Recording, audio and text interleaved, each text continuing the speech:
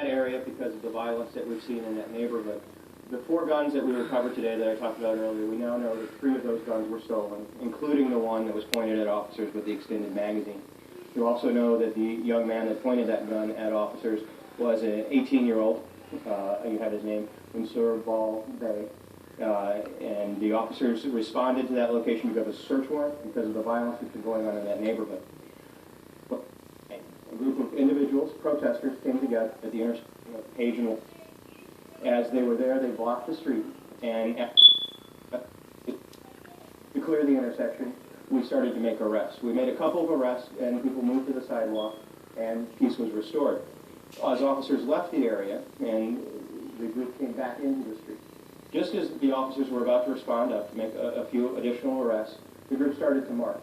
They marched into the Central West End.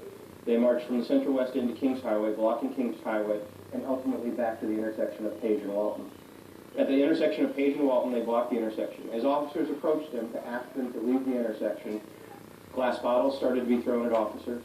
Bricks started to be thrown at officers. Officers had to use shields to protect themselves from the objects that were being thrown at them. We should have video shortly to give to you to show you the types of objects that were being thrown at officers. At that point, after the crowd ignored repeated requests to disperse, to leave the area, we gave them directions to leave the area. We told them it was an unlawful assembly. Inert smoke was used, smoke like you would see at the 4th of July. After that didn't have any effect with the crowd, CS gas, tear gas was deployed to clear the intersection. Peace was restored after a total of 9 arrests. So 9 individuals ranging from charges from impeding the flow of traffic to resisting arrest are now in our custody. When we left the area just a little while ago, a car was set on fire, and we're receiving numerous calls right now for businesses that are being burglarized, and officers are responding back to the neighborhood. So an area that's been plagued by violence, been plagued by gun violence, police officers were there today doing a job that we all asked them to do to keep our community safe. A group of protesters came together and started to do acts of violence directed not only towards law enforcement, but towards the neighborhood, setting a car on fire, breaking into businesses, and officers continue to respond to those calls in that neighborhood right now. You had a bunch of officers in the middle. It looked like you had Walton and you had Page after sundown.